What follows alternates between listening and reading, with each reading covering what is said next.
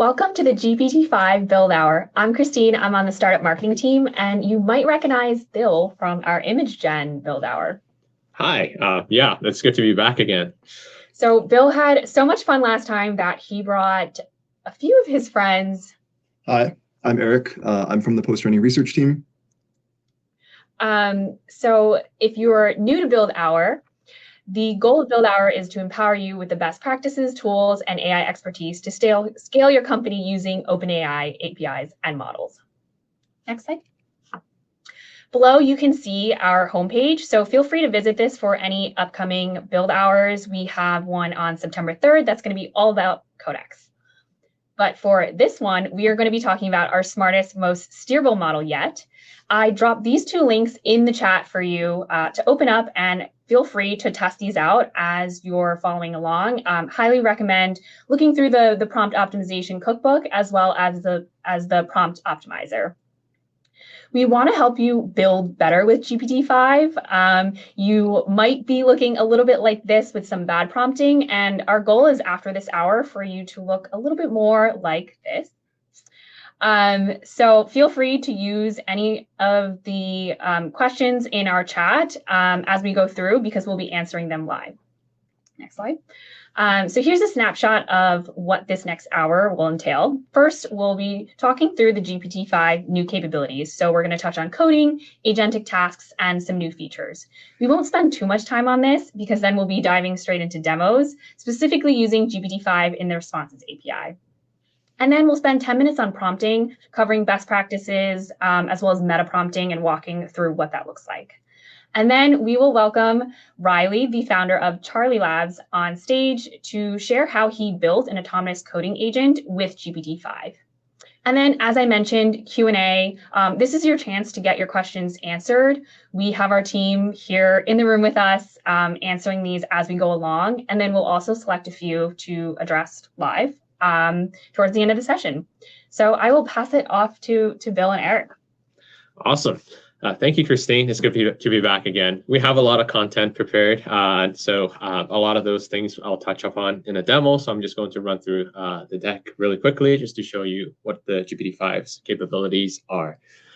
GPT-5 is a true coding collaborator. I think that there's no question about it. I think there's already a lot of news and hype in the media these days, and I'm happy to confirm that these are true. This model does show is a step function increase in code quality, in its ability to create a good-looking front-end UI. It's also incredibly collaborative. It's also really steerable as well, so you can tell it what to do, and it'll be able to do things for you. Couple of benchmarks, since people seem to really care about benchmarks, but bigger numbers always better, and I'm happy to say that's right. Indeed, we have like bigger numbers on important benchmarks like SweetBench, as well as Ada Polyglot multi-language code editing. Not only is GPT-5 good at coding-related tasks, it's also very good at long-running agentic tasks as well. So what I mean by that is agentic tasks that involve long chains of tool calls. So if you want the models to be able to do things end-to-end by itself, by calling tools, GPT-5 is going to be able to do that. Also with instruction following as well, so it does exactly what it's told to do when conditions arise. And it also provides pretty good explanations of its actions up front through its preambles, and also proactively corrects itself if it finds itself going down the wrong path as well. A couple of other new features. We also, with the GPT-5, introduced a new reasoning parameter called minimal. So this GPT-5 is a reasoning model, but with minimal reasoning, GPT-5 essentially does the least amount of reasoning it needs to do. And so at the end of the day, you get the intelligence of GPT-5 alongside the increased model intelligence with the latency profile of a non-reasoning model like that you're familiar with, like GPT-4.1. Custom tools as well, so you don't have to worry about escaping JSON. So what this allows you to do is make tool calls in plain text. So if you're building something in the agentic coding space, you don't have to worry about escaping finicky JSONs anymore. Verbosity parameter, pretty self-explanatory. it steers how much of a final output you want out of the model. But I'll also talk a little bit more on the tips and tricks on how you can use this for function calls as well. Without further ado, let's take a closer look at GPT-5 inside of the Responses API and how you can use it. So here I have a my cursor pulled up with the OpenAI build hours repo. And just to give you guys a quick show of like its improved front end capabilities, I ran a one-shot inside of Cursor using GPT-5 right before this build hour. This is create another folder named landing page and generate a landing page of a AI coding product called Vibe Coder. Very, very simple prompt. And you're able to see that it has generated a fully functioning website alongside of tabs that just works. So this is pretty much a tangent here. I just wanted to show you the cool things that you're able to build out of the box. Now you might be wondering, how are you able to build something like Cursor with GPT-5? Now this is what I'll be getting into, like how you can use GPT-5 inside of the API. So inside of API, to use GPT-5, very simple. All you have to do is change out the slug. You can see here in the Responses API, I have the model that says GPT-5. And all of a sudden, like this request is hitting the GPT-5 model, and this comes from the GPT-5 model. And just to show you the minimal reasoning effort as well, here I have two identical requests that's been sent to the model. One of them finished in 0.9 seconds. The other one finished in 6.9 seconds. On the first, we use minimal response. The second, we use high reasoning effort for the response. And as you can see, there is a difference in how long it takes for those two things to come back. And also on the second part, I also turned on reasoning summary as well, so you can see exactly how the model reasons. Yeah, so Bill, like you've been talking a lot, there's this like responses thing here. Can you tell us more about that? Oh yes, Responses API allows you to really use GPT-5 to its fullest extent. If you are familiar with our, let me just run a couple of cells here so you can see to generate things that I'll be talking about shortly. If you are familiar with our API, in the early days, back in the GPT 3.5 turbo days, we created this thing called Completions API, which is what most of you guys might be already familiar with. So as you can see here, we're using the Completions API saying hello world, and here we're using Responses API to do the same thing. Those two APIs, Responses API is essentially kind of a V2 version of the Completions API. It's a better and more feature-rich version of the API that really allows you to take advantage of the full capabilities of reasoning models like GPT-5. On the surface level, they look kind of similar, just with additional developer experience affordances out there. So putting things like output text is a lot easier than choices, square bracket, 0.message.content that you have to get into with Completions API.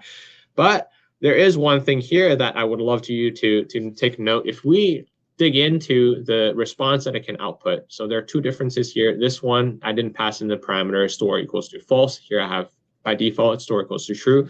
So the Responses API by default is a stateful API as well. And you can turn that state off by passing in a store equals to false, and you can use something called reasoning.encrypted content to get the same benefits. And what I mean by benefit here is this thing, the reasoning item that it's passing back. If we look into the response.output, we see that we have a reasoning item. One is encrypted here if we use store equals to false. One is not encrypted. I'll just talk briefly about what this is and how we can leverage this. So for the reasoning models like GPT-5, it emits something called chain of thought reasoning tokens when it's reasoning and calling it the tools. Those are basically the intermediate steps while it's thinking, things like, oh, what tool should I be calling at this moment? Why I should be calling these things? And this is useful because for you, if you pass those things back after a tool call, the model will have access to the reasons why it's called the tools in the first place. So it's able to continue its chain of thought much more coherently. And to demonstrate this a little bit more concretely here, when is reasoning items really necessary for model intelligence? So if you just imagine the user, you sending a message, like a user message, like I have here, like what is the weather in Paris today? the API might start to think that, hey, I don't have all of the context, and therefore I'm going to give you a tool call for you to run on your side as well. But because I'm a reasoning model, I have all of those reasoning steps that I have performed. I also want to know why I have called this tool after you have provided the response. So I'm going to give you that reasoning item so that for you to be able to pass it back to me. And when you finished with a tool call, the user, you pass back the reasoning item as well as a tool call result directly to the responses API, which then continues its train of thought in deciding whether or not it has enough context or it needs to call another tool as well. And so as you can see here, we have a tool called Get Weather mocked up, and I have the user asking what the weather is like in Paris today. And we can just take a quick look at the response. We're using encrypted chain of thought tokens here. So for ZDR orgs that cannot use the statefulness of responses API, we give you the chain of thought tokens encrypted inside of this encrypted content. As you can see here in responses, we see that all of this is present. And as we see also here, this tool call is emitted with the arguments of longitude and latitude of Paris. And as the user here, what we can do here, all we have to do is add this whole thing to the context. You don't have to worry about parsing out the encrypted content or the reasoning item. And then we can mock up a response to how much Paris is actually hot or cold today. And you can see here, this gets back to us with an answer. This is a very simple toy example, so it might not inside of completions, you will probably get the same answer. But for a long-running agentic task where you have 20 to 50 tool calls back to back, this can really mean the difference between 2 to 4% difference in benchmarks like Sweetbench.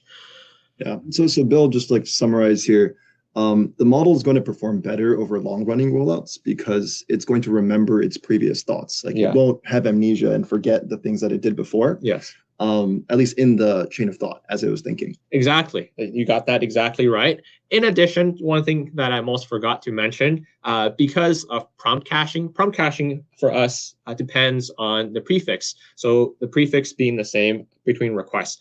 The reasoning items are actually what part of that input into the prefix. So in addition, you actually get better caching performance. So it's cheaper, more intelligent, and faster. Awesome. So more cost efficient too. Exactly. And just to show you guys the verbosity parameter, how it works, we can just run those two requests here. Note any difference between the two, Eric?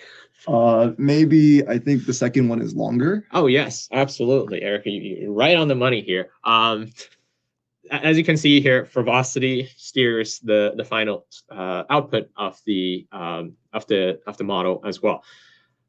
So in addition to final output, it also affects the tool call as well. So here I have something mocked up. This is a custom tool which allows the model to call the tool in plain text. So as you can see here, this is defined in a very simple way. This is sort of a stand-in for an applied patch tool. Let's say if you're cursor making an agentic coding tool, right? And here I have a prompt, and I'm going to run this prompt in low as well as high. And what we can see here is a little bit of a difference between how the tool call is also emitted. So those are two different code snippets that's emitted.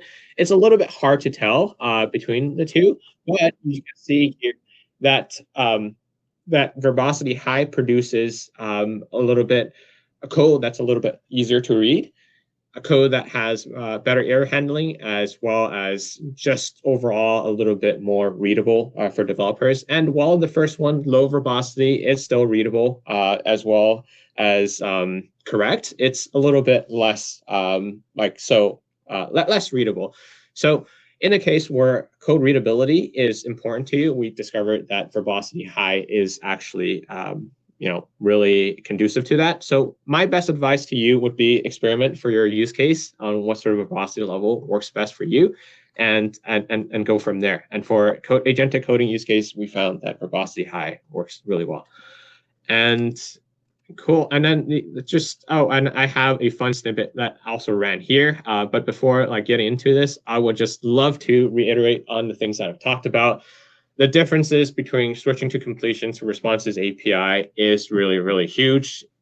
So I would just love to reiterate on that. So if there's one thing I would like you to take away from this entire build hour, sorry, Eric, sorry, Anoop, sorry, Riley, is use the responses API. Please, please, please use the responses API to use the model in this unhandicapped way. So pass back the reasoning items for maximal intelligence. Other things are minimal reasoning for latency-sensitive tasks, freeform function calling, as well as verbosity parameter for your desired length. And here I have this pretty funny prompt that I just thought would be kind of cool. Like I copy and so this has already generated the code, and I've copy and pasted this code right here. And let's see what it generates. It's wow. What is that, Eric? So if I'm seeing this correctly, it looks kind of like a creeper, which is an entity like a mob from Minecraft, a game that I played a lot as a kid. Oh, wow. Okay. Well, great. I've played that game a lot as a kid as well. I wonder why this is showing up here.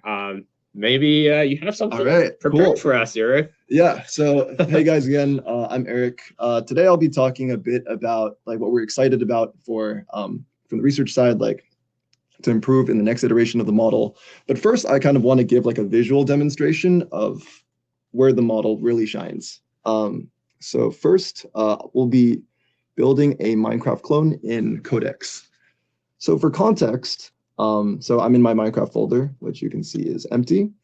For context, Codex is part of our coding suite of products. One particular product that we have is Codex CLI, which is a terminal tool where you can do prompts, write prompts, and it'll just output code. So I have a prompt for Minecraft that I will paste in.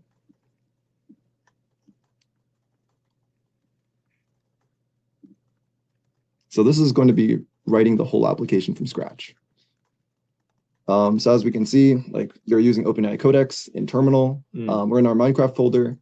Codex is going to have access to all of the files and folders in the folder that we start in. Right now, there's nothing in there, so it's just starting from scratch. We have some commands here. We're not going to use those today. Codex by default uses GPT-5 today. And as you can see, GPT-5 is going to tell us first what it's going to do before it actually goes and does it. So it's thinking, it gives us like some high level plan. And so this is GPT-5 inside of Codex. Yes. How might an audience member here try it out by themselves? Yeah. So go online and look for the Codex docs. You can find this like on Google, or if you like ChatGPT for it. It's a pretty easy like npm install. Then like as I did here, like you just type in Codex, like it'll give you a nice like little terminal command, and then you get this really nice interface where you can just type in like a chat box, and it'll show you as it runs. So great. So it gave a high level plan, and now it's giving GPT-5 is giving a bunch of checkboxes which it'll run through, and now it's going to run for about maybe like 3 to 5 minutes. So we'll let it run. Yeah, while it's running, Eric, I have a couple of questions on top of my mind. I imagine probably you guys have as well. What are you most excited about GPT-5, since I think you've been the one training it? Yeah, I think there's a couple of things that you touched on earlier, Bill. Yeah. I think a big focus was agenticness. We want the model to be more coherent over like bigger tasks that take longer, like longer time horizon tasks. So this is something that we really dialed in.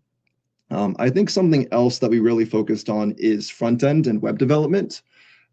So previous models were already quite functional, like they thought hard, they can build like very functional applications, but they often didn't have as much of an idea of like taste and an understanding of like what makes a web application beautiful. And so GPT-5 today is, in my opinion, like one of the best, if not the best model for building like really beautiful applications and websites. It's also very steerable, as we mentioned before. So it'll adhere very closely to your prompts. So if you want to change like the way that your website looks, you can do that and just like vibe code and build whatever you like. That's awesome. Yeah, that's awesome. And I see that this is the Codex is running through certain things, and it's almost like finishing up here. It's like checking. That's quite fast, actually. Yeah. So kind of as we can see, it's giving us. So yeah, we start out with this plan. It's checking off things on the plan as it goes and explaining what it's doing. So the visibility into what it's doing is really good. I see. And it's showing us the patches that it's making. And wow, nice. Wow, is it done? It's already done. Oh, okay. Shall we play it? Yeah, let's play it. So what I'm going to do is I'm going to go into my other terminal, which is in the same folder. I can do an ls just to show that now there's files in here, whereas before there weren't. We have some instructions here for how to do this, but we can npm install, which will install some dependencies. Great. And then we can npm run dev to try it. So let's try it. So we'll go into our browser here. Cool. Wow, this is... So, okay, interesting. So we have a world here. We can break blocks. All right, so we can make some updates to this. I think that there's a couple of things that we can do. First, I want to customize this a bit to make, the world is a little too green for my tastes. Like it added borders like I wanted it to, but I think it could be a bit more pink. Yeah. I think there's also some rendering here. So let's just prompt that. Like the beauty of Codex is that, and GPT-5 and Codex is that it understands your intent and it just builds. So let's give it a pretty meaty prompt actually. Maybe I want to add pink flowers onto all the blocks. I also want it as a sun. Okay, let's do that and make the sun a pink flower too. Yeah. Also improve the rendering of the blocks. Awesome. Cool. And this should run for a little bit. So while it's running, I also want to talk about what we're excited about for future iterations of our models.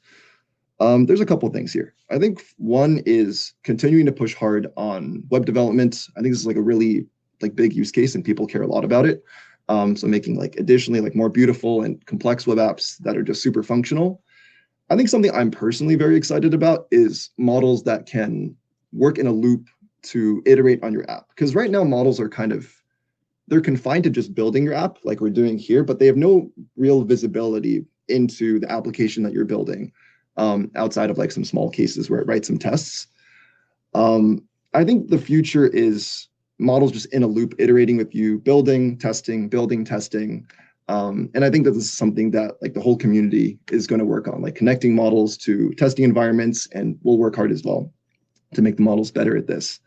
I think the final thing is just improved agenticness. I think over the medium to long time horizon, in the future, the models are just going to get more and more coherent over longer horizon tasks. And I kind of see a world where there's this agenticness slider. I'm kind of shamelessly stealing this from Andre, but Karpathy, that where the models can do very long horizon tasks, maybe an hour, a day, a week. But sometimes you want them working together with you, in the loop. And I want the models to kind of just understand from context what you want. Do you want this to be a quick small thing, a minimal implementation, in the coding example, or do we want this to be a very long running thing? Yeah. Eric, you're really painting a picture of the future here. If I'm understanding it correctly, the future models will be able to better understand if this task is simple or if it's hard, if it needs to think longer, or if it's thinking shorter. And in addition, it's just going to be smarter. And for the longer running task, it can just be so much more agentic. It's to be able to do things hours, maybe days on end, if I'm correct here. Yeah. Cool. I think this is done. So let's... we already have our server here, so as the code changes come in, we can just kind of see how things go.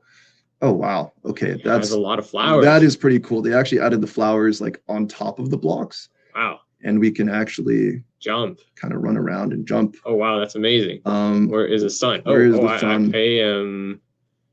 Cool. But nice.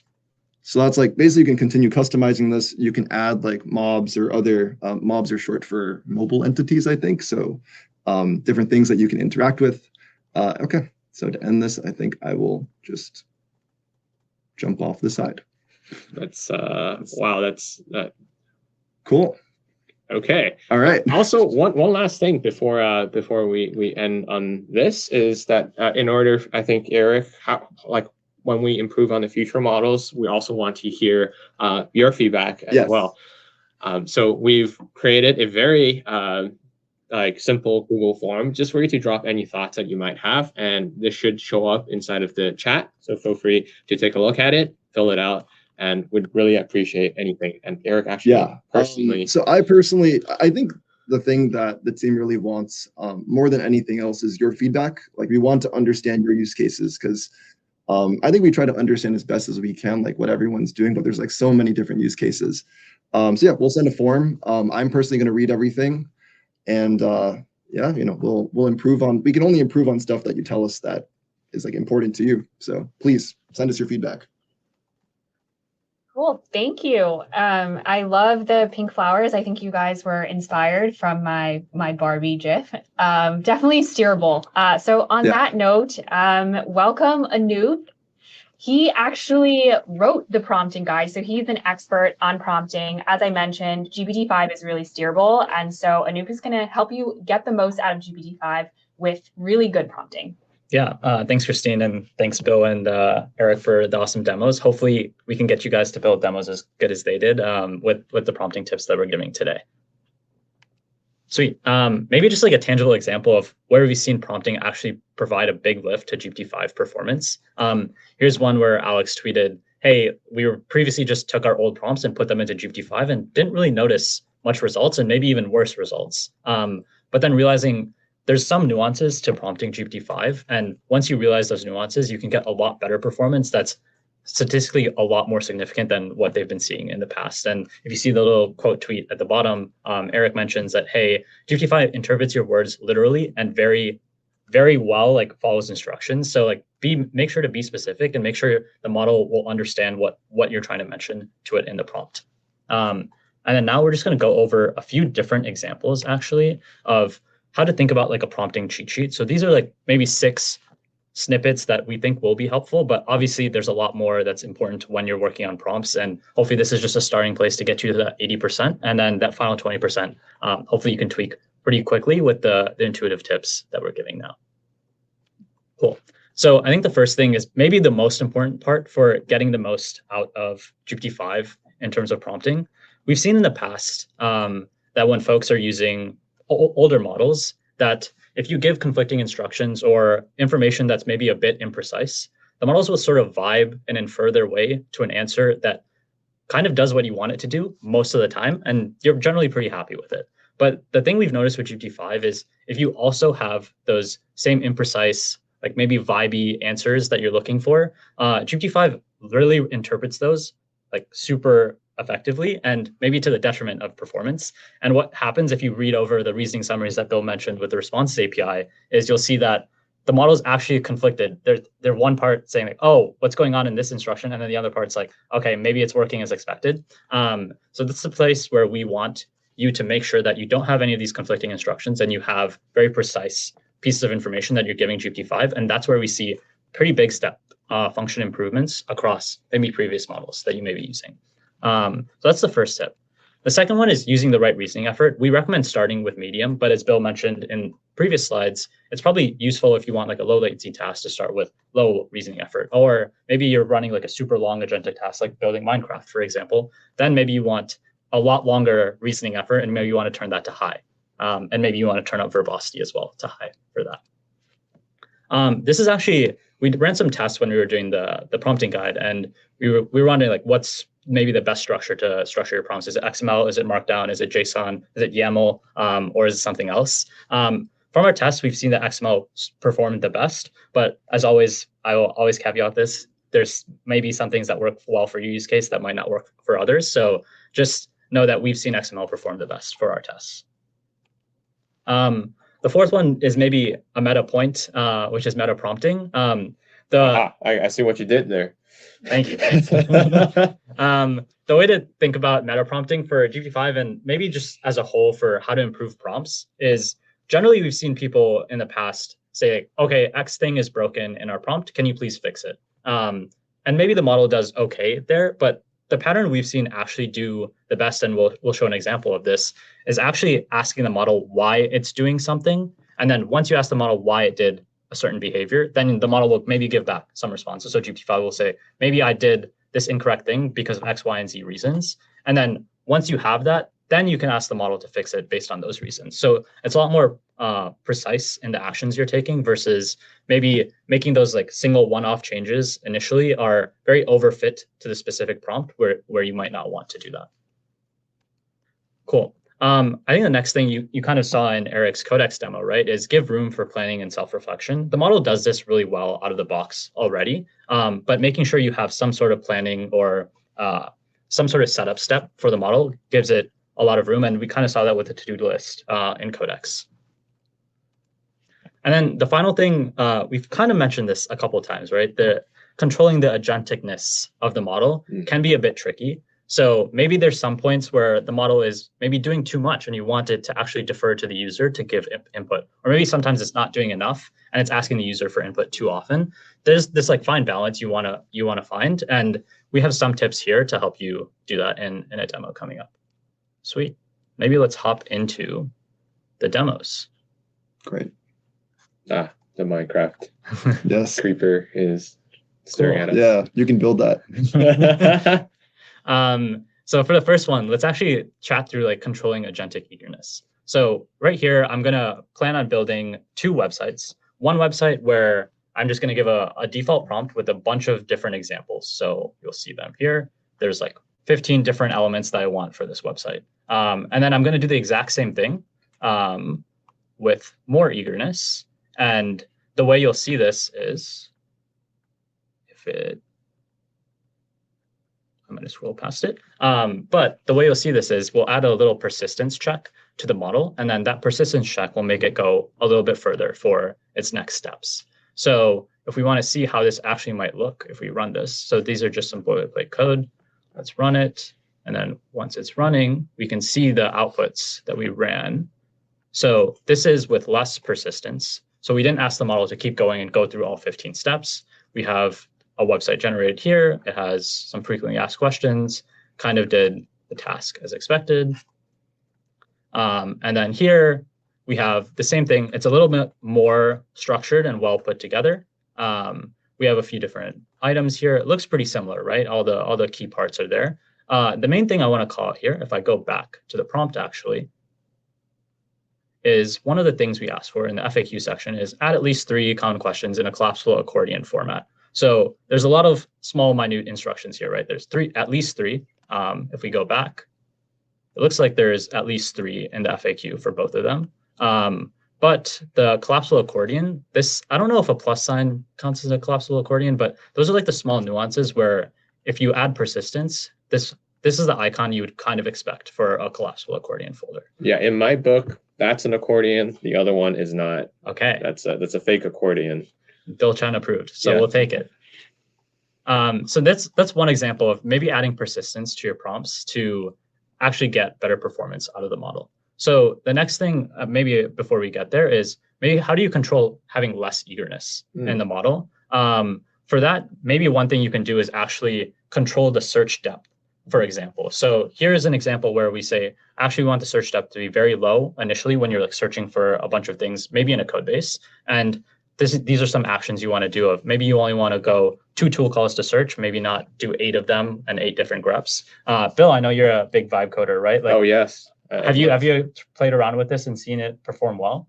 Oh, yeah, no, I definitely have. I think the issue a lot of times that I've seen with like the folks is that like GPT-5 would love to get the answer correct. And so at times it sort of has its own agency. So it does a lot of exploration to make sure that the answer is absolutely correct. But for sometimes you actually don't need that much. You don't need all of that, like, context. You also don't need things to be 100% correct. So in those cases, having a prompt like this was really helpful in sort of turning down that the exploration eagerness in the very beginning.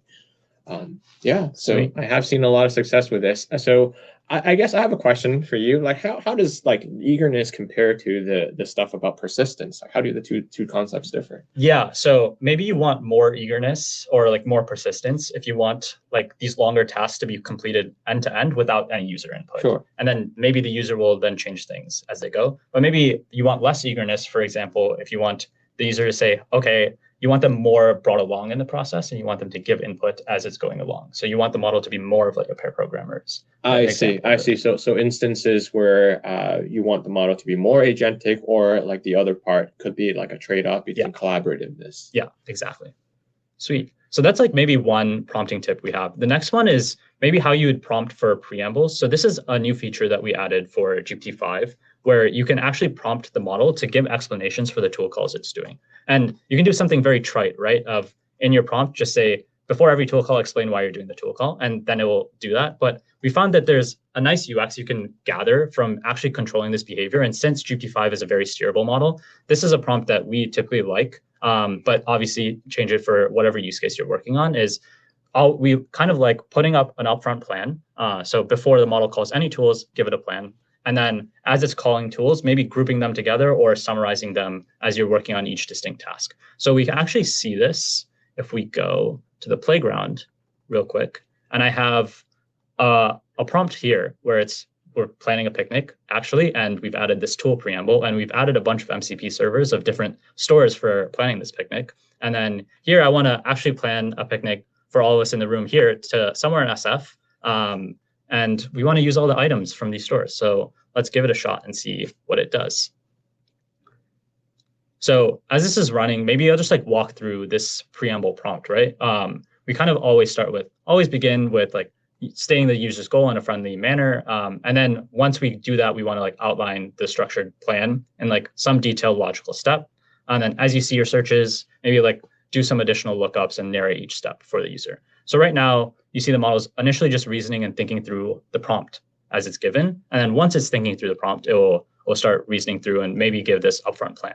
So right now it's like understanding the cart requirements and like seeing that, oh, we've given a bunch of MCP servers to the model and see what it does. So how are you providing all of those tools? Like you mentioned MCP servers. Can you tell me a little bit more about those? Yeah. So as you can see in the response API, you can add a bunch of separate tools. So obviously we support all our hosted tools like web search, code interpreter, et cetera, and also custom tools. But now you can also add MCP servers or your own custom functions that you'd like. Yeah. So maybe as this is going and reasoning about its plan, are there places where you guys have seen like preambles do pretty well or like helped you guys? Oh yeah, absolutely. As you said, I am a big vibe coder. I almost forgot. I don't think I can write code myself like from scratch anymore. I don't even think I can write a for loop anymore. And so like it's really helpful to be able to have a model here that walk you through the different steps on when it's building something, just like Eric has showed using Codex, what exactly it's building, why it's building it. And sometimes actually, if you have done something wrong in the prompt, you can also catch sort of the mistaken reasoning path that's going down using the preambles, and you can also correct your prompt accordingly as well. So that's what I've seen. What about you, Eric? Yeah, I think this is a really good and like important UX to have. Like in your favorite coding assistant, whether that's like Codex, Cursor, Windsurf, it's really useful just to see like what is going to happen before it happens. And it means that like as we talked about, the models are kind of running longer and longer, and so it's really important to be able to monitor what they're doing as they go, and people can just like stop or pause workflows as they go down the wrong path. So it's like that monitoring is really, really important, and I found that very useful. Cool. So yeah, as you see here, it gave the plan and then gave its thinking of like why it's calling certain tools each time. And then as we see, this will keep running. But I think the final thing we wanted to quickly show you is how you'd optimize your prompts pretty quickly in the playground itself. So the final example, let's make it pretty quick, is we have this instruction following example here. This example actually has a bit of conflicting instructions, which we'll notice when we put it in to this tool. I'm just going to ask, can you fix the conflicting instructions? And maybe to briefly explain maybe where the conflicting instructions are is you'll see this section right here where it says, always look up the patient profile before taking any actions to ensure that they're an existing patient. But then we have this section here, which is for high acuity orange cases, auto assign earliest the same day. If explicit consent is on file, proceed to book and notify the patient. If consent is unknown, just like book it immediately. So the change we made, if we click it, is clarified the high acuity use cases, and the assistant must tentatively state at the earliest time slot. So this is an example of using meta prompting and using our tools to hopefully help improve your prompts pretty quickly. Obviously, this is a very short example, but we've seen this work pretty effectively for a lot of customers we've been working with. And yeah, with that, maybe I'll pass it off to Christine. Awesome. Thanks, Anoop. So up until this point, you've heard a lot about coding, tool calling, the responses API. So I'm really excited to bring this to a real world application. A lot of you guys tuning in are founders yourselves. So we'd love to welcome Riley, the founder and CEO of Charlie Labs, on stage with us. Hey, Christine. How's it going? Thank you very much for having me. I'm excited to be here and chat about how Charlie is using GPT-5. Of course. So I'll let you take it away. Perfect. I'll jump into a screen share here. Quick intro on myself, just in case you were concerned I wasn't a technical co-founder and you shouldn't trust me. This is my GitHub profile. What's most interesting here is this period here, which is where we got early access to GPT-5, and my productivity personally increased so much that it washed out the rest of this chart, which is pretty wild. And then one other quick note here is if you look at code review versus other over time, and you go back a couple of years, you'll see how much programming is changing.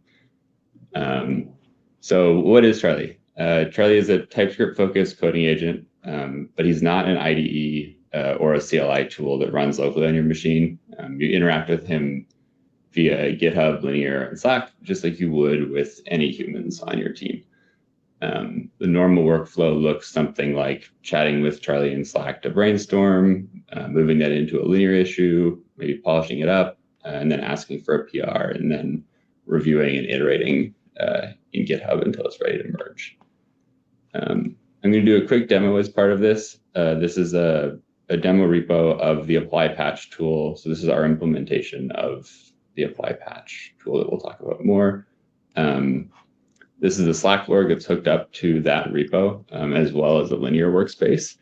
You can see I seeded it here with a couple of questions. So I asked Charlie, read the README and see if there's anything that's wrong or could be improved. Search the repo for bugs and let me know what you find, and look for outdated comments. These are just kind of simple demos so that we can do this in time. If you jump into one of these, you'll see, so this is one where I asked Charlie to look for bugs. He searched through a whole bunch of stuff. Interestingly, he also ran the tests and types and was like, that's all good. And then had a list of things that we may want to fix. So I said, open a linear issue for the normalized method suggestion and another one to handle the case-only file renames that you pointed out. So he did that. This is the issue. One of the nice things about making issues from Charlie is that they look very nice and they're fully written, which I'm sure most of you have never seen an issue from an engineer that looked anything like this. So those messages resulted in these 5 issues, which I'm going to quickly assign to Charlie. And then, so he's going to get started on all 5 of these while we jump into explanation of how Charlie works. So this is GitHub, Slack, and Linear. Charlie receives webhook events for all kinds of actions. And then he also has the ability to write back to those platforms. And when he gets that, he's going to start talking to GPT-5 as the main driver of the agent loop.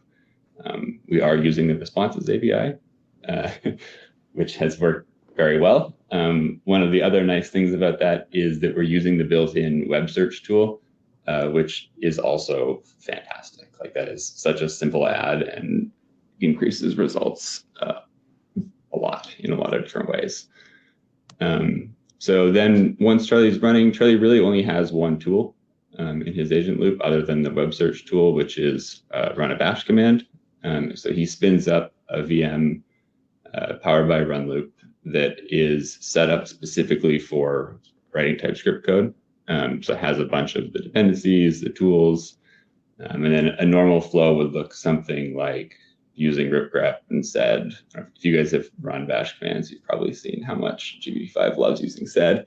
That's going to gather some context. And then we use the apply patch tool, which is a really smart way to edit code efficiently. It works far better than search and replace or rewriting entire files. And then running some tests. Something where GPT-5 really stands out here is if these tests fail, that historically could be quite problematic for models to get thrown off track and being able to backtrack to actually fix it. GPT-5 is really good at kind of recovering from both being smart enough to run the commands and then also to recover from them. And then he'll make a commit and open a PR. A couple other things that GPT-5 really stands out for here is the ability to work with a wide range of platforms, because we're like sometimes he's opening PRs, sometimes he's creating linear issues, sometimes he's sending Slack messages. So there's actually a lot of different commands that can be run here depending on what the user asked for and where the event came from. And GPT-5 does a really good job with that. Quick evals for comparison. So this is our internal PR creation eval, which is like Sweetbench, but actually creates a real GitHub issue and the agent has to create a PR, not just a diff. We saw 16% improvement from O3 using exactly the same prompt. And then after we optimized it, we got up to a 29% improvement from O3, which is pretty awesome because when we switched to O3, we switched from Sonnet and saw a similar size improvement when we made that change. And then PR review eval. So this is, we have a way to evaluate the model's ability to find bugs and also not leave comments that are incorrect or noisy. We saw a 5% improvement over O3, which O3 was already pretty good. And kind of to balance that, we ran the evals with Claude Opus 4.1, and it was 46% worse than 5. And because we kind of had to do it, we ran a head-to-head of Charlie versus Claude Code, where we used Charlie. We got 10 issues from open source projects, ran Charlie on them, and then set up Claude Code with the GitHub action so it could generate PRs from those issues as well. And then we use this series of LLM as a judge. You can go to the link here. It's research.charlielabs.ai for more information, but Charlie won 10 out of 10 of the comparisons and scored better in aggregate for testability and quality and description. We've had some challenges with the verbosity. That's been our biggest battle with 5. But overall, really good results. We've been really happy with how Charlie has been working with 5. We can quickly look back and see where we're at here. Okay, so these 5 issues, it looks like we have 4 PRs already. We can jump into one of them. So this is Charlie will open a PR under his account, context on what was changed, how it changed. He's really good about running verification to prove whether the changes actually work. One of the nice things about Charlie is you should be able to one-shot a lot of PRs. Like I don't actually open an editor or a terminal very often anymore because Charlie is so good about making sure that this PR will pass.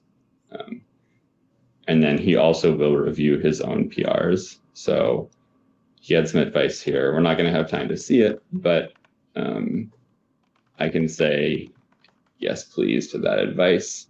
And then what's going to happen is Charlie is going to go, he's going to get this, he's going to go read this, and he'll push a commit to this PR to fix the issue that he pointed out. And then this is, so there's 4 other PRs that came out of this. It's pretty amazing being able to work in parallel like this. Like I'll often, if I have a bunch of meetings come up, just coming up, queue these up and fire them off. And then when I come back, I have a whole bunch of PRs waiting to be reviewed and merged. Awesome. Thanks so much for sharing this, Riley. I'm going to drop Charlie in the chat so you guys can give it a try. Really appreciate your time. Thanks a lot. Perfect. Thank you. Thanks, Riley. Thank you, Riley. Okay, so now we have 10 minutes left for some Q&A. Let's get into it. Let me actually share my screen once again. Okay. Hopefully everyone can see my screen. And here we have the questions that y'all have put up. So the first one is, what are your best practices for context engineering, especially in the space of coding?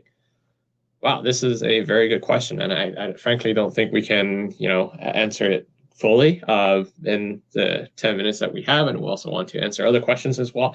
But I think I have something on top of my mind. I think perhaps you two can dig into it as well. But for context engineering, especially in the space of coding, this is definitely a really interesting topic. GPT-5, while it performs pretty well across the long context, it still has a fixed context window of 400,000 right now, input plus output. So being able to figure out what parts of what are the things you want to throw in that context is very, very important as well. So we've seen successes with people using summary models that compacts the past parts of the conversation as the conversation goes longer. So the model can focus on the newer and more relevant information. We've seen a lot of success with that. The other part that we've also seen a lot of success with is for the simpler tasks. Actually, our recommendation is just that you can also just toss a lot of sometimes the entire repo in there. That's fine. But for context engineering, when the things get too long, summarizing the older parts of the context, compacting it is the recommended way of going forward as well. Yeah, my thought here is the models are very good at using tools, particularly even very simple tools like the terminal tool, which is very generic. So another recommendation I have is if you have a full context and a large repo, you can give an outline of the file structure or interesting things that you should look at, and then the model can decide on its own to call tools to find that context. And in combination with summary models or compaction, I think this is very powerful for reducing, for using the most effective context that you need. Yeah, I think +1 on the tools piece and also it's helpful to have a section in your prompt probably around tool decision boundaries, so you can be clear of when you want to grab certain pieces of information for the model. Yeah, and on that piece, just to double click on that, GPT-5 is very steerable, so it should respect the tool boundaries that you outline very carefully. And then the other part is GPT-5 also excels at parallel function calling. So for a lot of those exploration context gathering parts, make sure that you also put in the correct infrastructure in place to take advantage of the parallel context gathering capabilities. The next question is, how does verbosity affect the instruction I provide? For example, if I ask for a 1,000-word essay and set verbosity low, will it not follow the instructions? That is also a good question here. Eric, I'm wondering if you might have some thoughts here. Yeah. This is a challenging question, actually. My intuition, I actually haven't tested this myself. My intuition is that 1,000 words is probably short enough that verbosity won't matter too much. I think it's some longer lengths, say you want a 10,000 word essay or even a 100,000 word essay, verbosity will take precedence. I think overall, the hierarchy looks like roughly how I think about it is at verbosity high, there's no limit. And so the model will just follow whatever instruction. But at verbosity low, the verbosity has an increasing effect as the essay that you ask for gets longer, and the verbosity kind of takes precedence, although it's sort of a soft impact on the model. So I'd recommend, if you want this kind of steerability, set verbosity to high and then say what instruction you want for how long something should be. Yes. So verbosity is a library in the API that you can use, but also at the end of the day, it sounds like the prompting is also highly effective, even if you just set verbosity to high. Yes. Cool. Let's move on to the next one. Any tips for generating code while minimizing slop? Wow, slop is a common word. I love the word slop. Yeah. What does that word mean? I think, I'm a bit of a previous generation folks. I'm kind of getting old these days. I think Anoop, you're the youngest person here. What does that mean? Yeah, I guess it just means not good code quality. Maybe the tips for generating good code. I think our general advice here is having some sort of style guide in your prompts help the most for minimizing the slop. as the Gen Z people say, I guess, or tech debt. That's the main one. Maybe Eric or Bill, do you have anything else? But I feel like that's the main one, right? Yeah, I think that's a big one. I think something I do while working with GPT-5 is like give it the feature list that you want and then just say like be minimal. Otherwise, the model's pretty good at doing this, but I think like that extra little reminder does help. Depending on the kind of application that you're working on, this isn't always true. Saying like build minimal tests and like run them, that also helps a lot and like makes the code that it writes like usually like more correct, like more well structured, and just generally improves things. Yeah, and I think on my part, I don't think I'm the most qualified to comment on this because I kind of embrace the slop because a lot of the things I build these days, that's also another way to go. So one thing is the models will keep getting better, and like these days you call it slop. I think like tomorrow, like the models that Eric has mentioned, like the super agentic models that can take tasks from end to end, that can handle vagueness well. Maybe it's going to generate that like slop that it like should not be called slop anymore. And I think I look forward to that day.